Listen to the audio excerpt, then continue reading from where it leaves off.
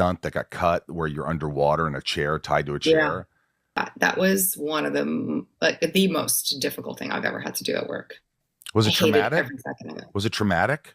It was. I think about that and I go, like, I can't breathe. And it wasn't even in the film. It made me so mad. Ever wondered what really goes on behind Hollywood's red carpet smiles? Lately, a cloud of controversy has circled both Blake Lively and Justin Baldoni, turning a simple film adaptation into a heated lawsuit drama. And if that wasn't enough, whispers about Ryan Reynolds' alleged iron grip on set, plus the shocking events involving Deadpool 2, hint that there could be something far bigger at play. Today, we're pulling back the curtain to see how these stories might connect in ways that could surprise everyone. It Ends With Us was always destined to spark conversations. Adapted from a best-selling novel, it carried the weight of devoted fans who expected a flawless page-to-screen translation. Justin Baldoni took on a central role in bringing the story to life, not just as an actor,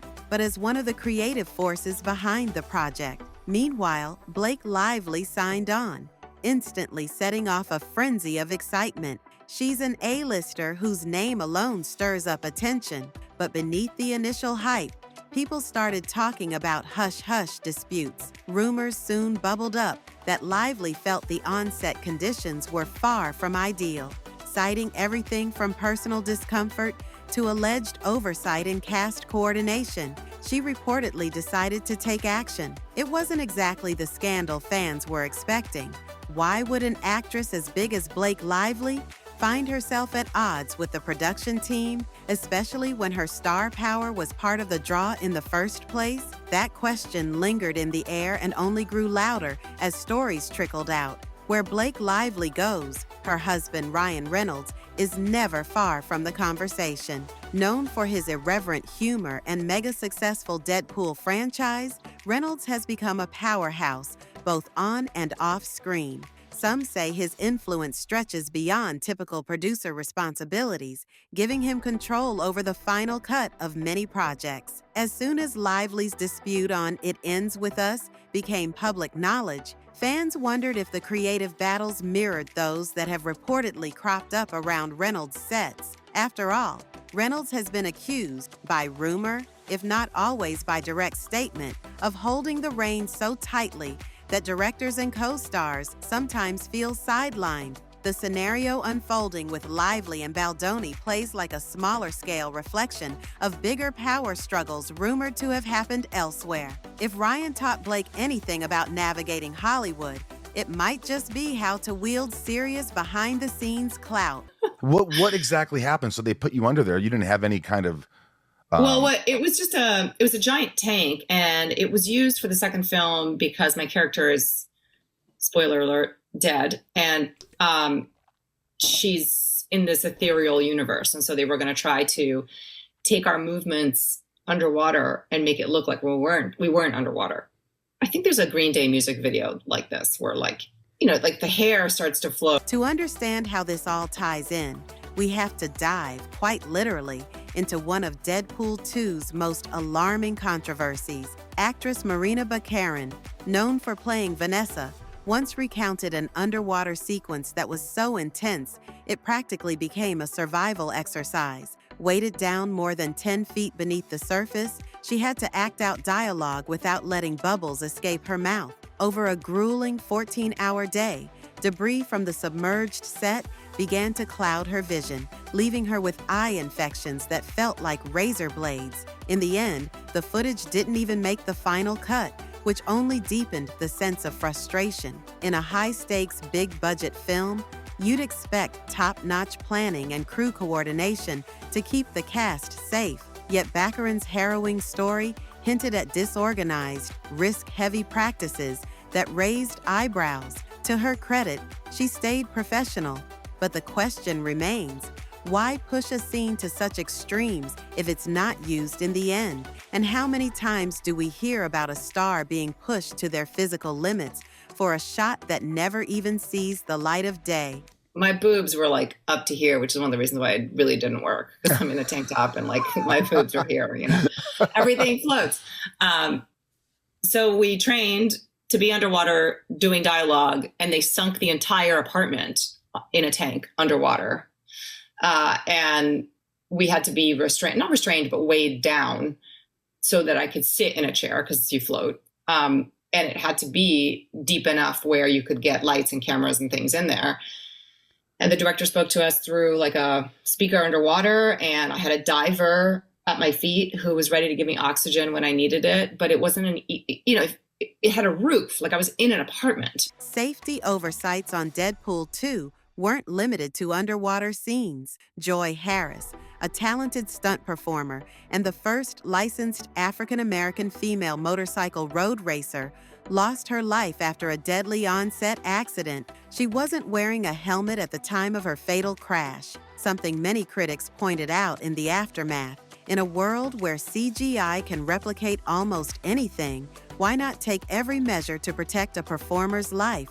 Production companies were hit with fines, and the settlement with the Harris family was kept under wraps. The tragedy spotlighted the film's accountability, and by extension, the responsibilities of producer Ryan Reynolds. Though stunts are inherently dangerous, viewers wondered how such a fundamental safety step could be overlooked. It also led to parallels being drawn with any other set where an actor or stunt person felt unsafe, including the rumored environment on It Ends With Us.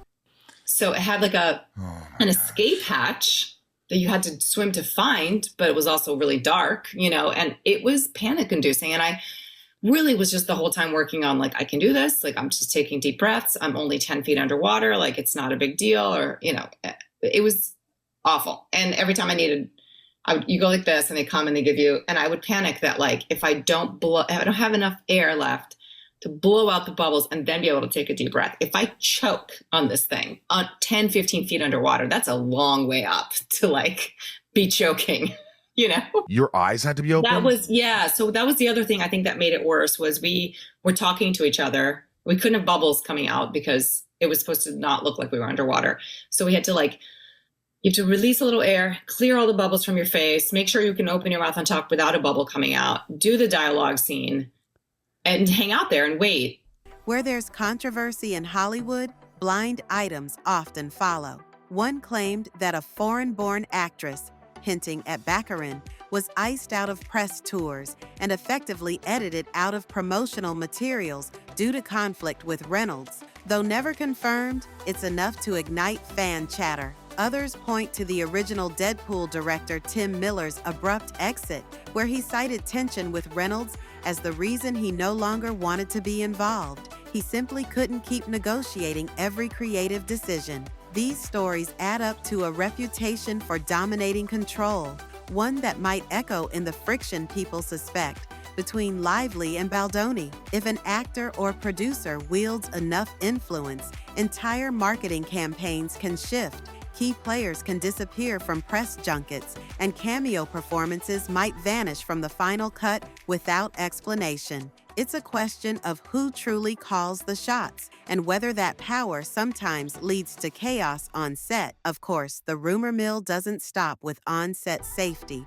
or creative differences. ScarJo's infamous leaked photos from years ago were said to have been sent to her then-husband Ryan Reynolds, sparking speculation about whether Lively played any part, an accusation that remains unproven. Meanwhile, Lively has also faced claims of cultural appropriation after videos resurfaced of her referencing a supposed Cherokee heritage. None of this directly confirms anything about the current situation with It Ends With Us, but it reveals a pattern. Once you become the center of swirling rumors, almost any questionable past moment can resurface to fuel the flames. Hollywood watchers can't help but draw lines between these controversies, wondering if they point to a deeper dynamic of celebrity power and public manipulation. So, are these stories just a tangled heap of coincidences, or do they connect in some larger way? The ongoing lawsuit drama around It Ends With Us could be the tip of a bigger iceberg. We have powerful players, each commanding intense influence over film projects, We have high-profile sets where accidents and alleged unsafe conditions erupted into major headlines, and we have persistent speculation that Ryan Reynolds, and possibly those close to him, operate with a degree of control that can reshape entire films, from the script to final publicity. Ultimately, what does this mean for fans who just want a good movie, or for actors who trust that their well-being will be protected? The real story might still be unfolding behind closed doors. At the very least, these controversies highlight how much hidden drama goes into creating the entertainment we watch. As new revelations trickle out, the bigger question remains: are these disputes a warning sign of an industry-wide culture that sacrifices safety and fairness for the sake of a profitable blockbuster? Or is it simply the cost of doing business in Hollywood? For now, all we can do is keep our eyes open and brace for the next bombshell to drop.